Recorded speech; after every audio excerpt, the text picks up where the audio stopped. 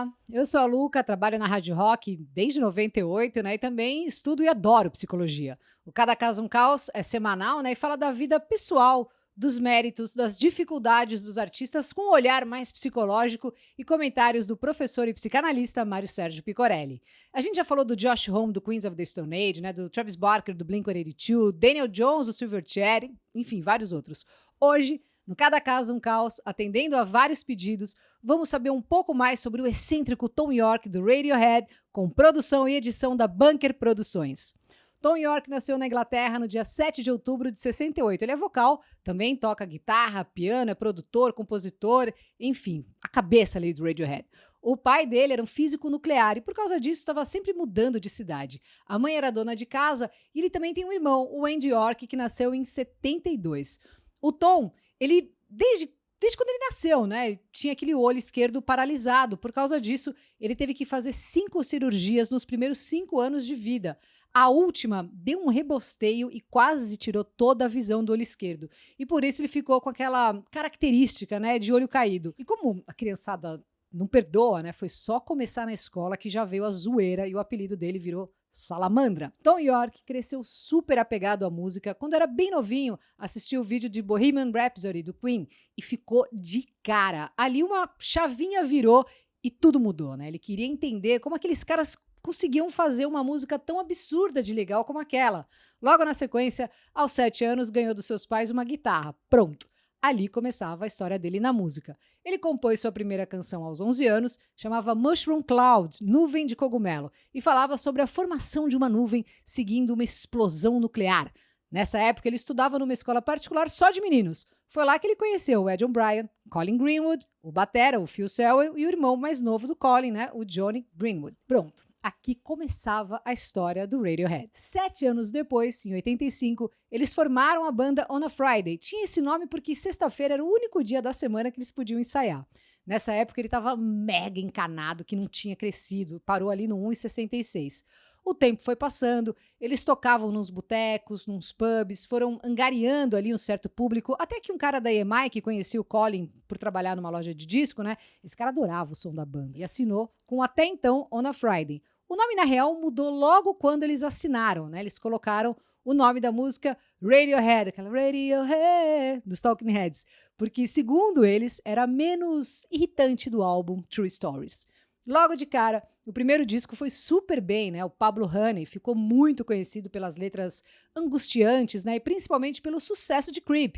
Esse som não fez tanto sucesso na Inglaterra no ano do lançamento. Foi só no ano seguinte, quando foi relançada nos Estados Unidos, que aí bombou, né? Creep foi escrita pelo Thom Yorke quando ainda estava na faculdade. Ele compôs, só para você ter uma noção, escondido no banheiro da facul. Ele sempre deu uns perdidos na hora de falar sobre a inspiração para fazer esse som. Mas segundo o ótimo guitarrista, o Johnny Greenwood, a música foi inspirada por uma moça que o Yorke conheceu na faculdade.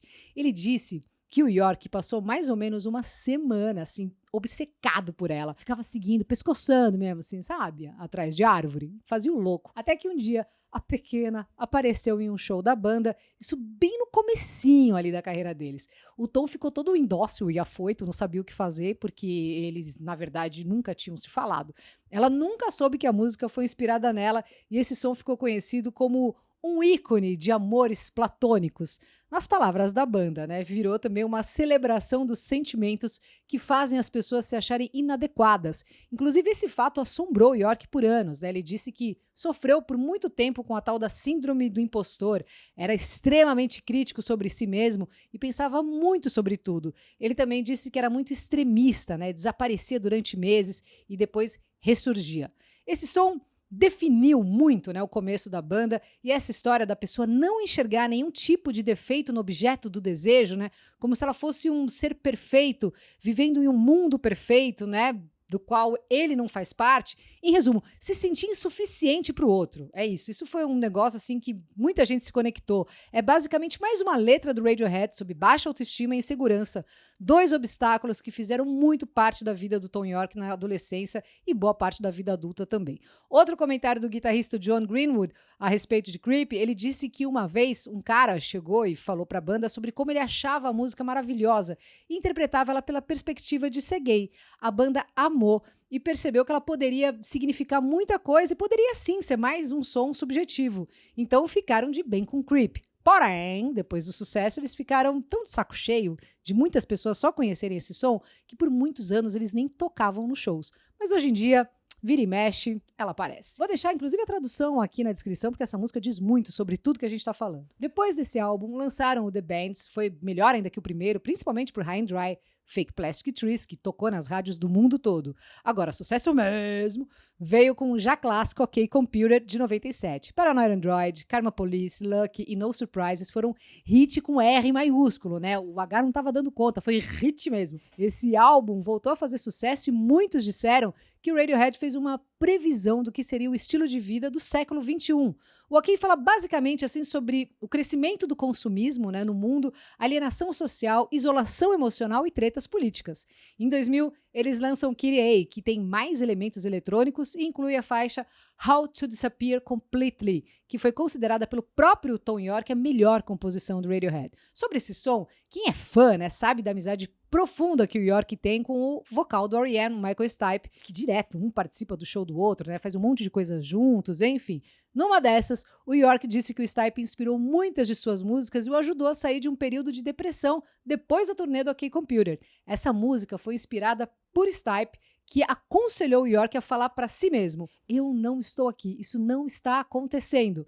Era tipo um mantra, sabe? Quando ele estava deprimido ou ansioso. Ainda sobre esse álbum, o Thom Yorke escreveu muitas das letras do KJ seguindo o método da escola de arte dadaísta, né? Que é recortar palavras e frases e juntar tudo assim aleatoriamente, sabe? O Yorke disse que gosta do não significado do álbum, dizendo: se você chamar um álbum de algo específico, ele dirige o disco de uma certa maneira. Aqui ele buscava a forma mais abstrata de expressar os sentimentos complexos e angustiantes e encontrou na música eletrônica um meio que casasse muito bem com isso.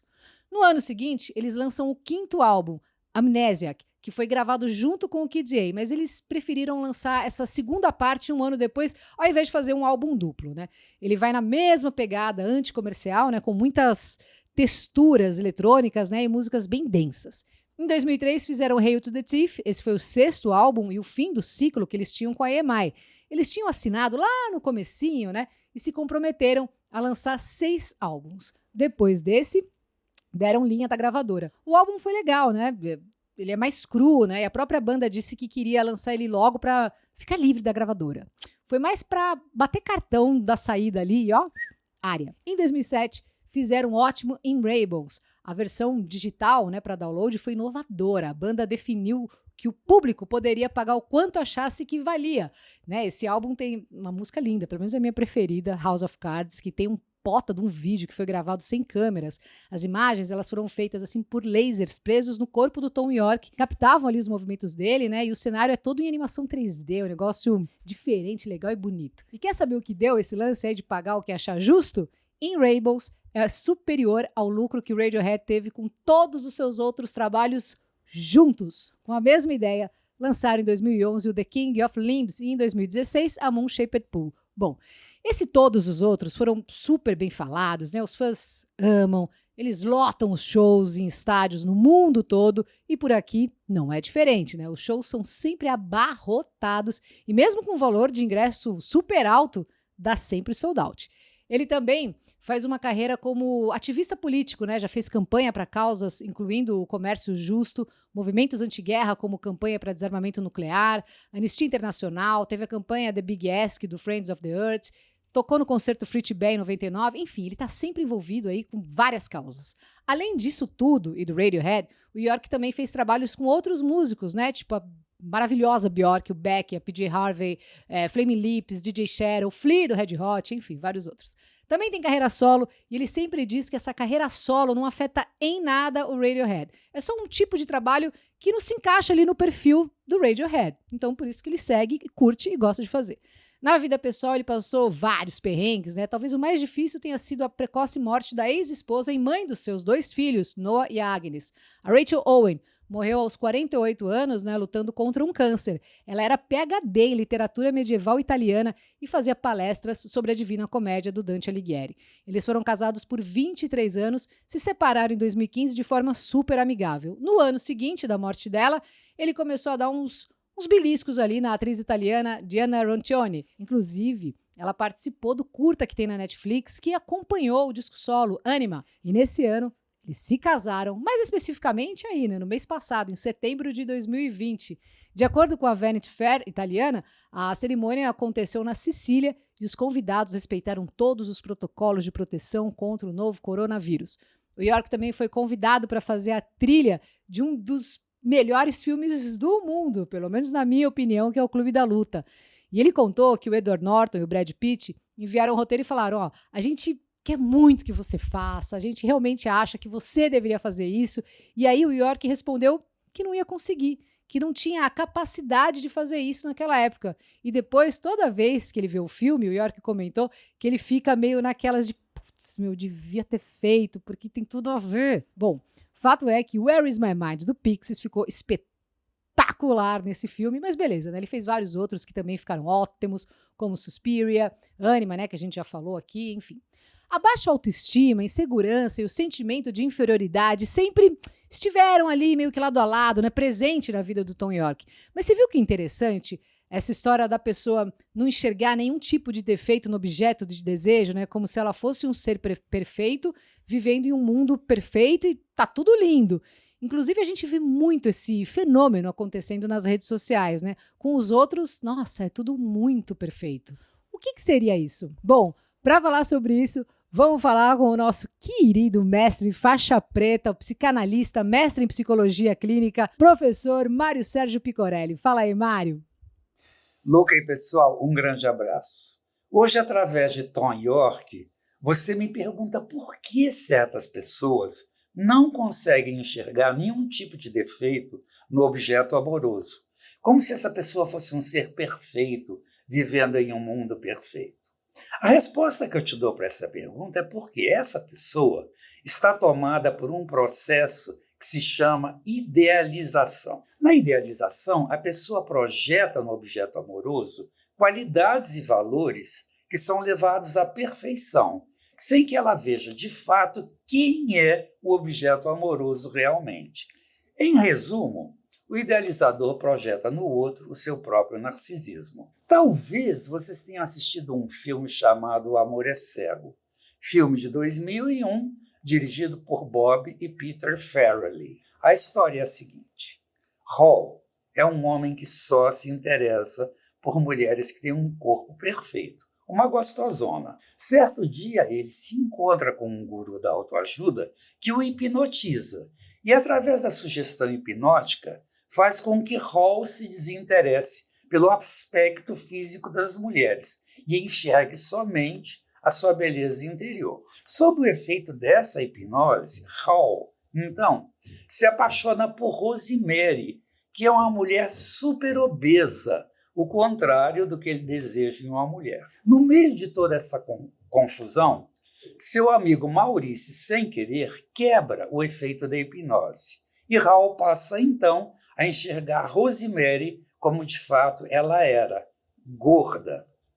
É assim mesmo. Aquele que idealiza enxerga, mas não vê. A pessoa que idealiza não está se enamorando por aquela pessoa específica, única e singular. Ao contrário, o idealizador, como Hall, se enamora pelos seus próprios desejos e ideais que são colocados no outro. Trocando em miúdos, ele se enamora por si mesmo, através do outro.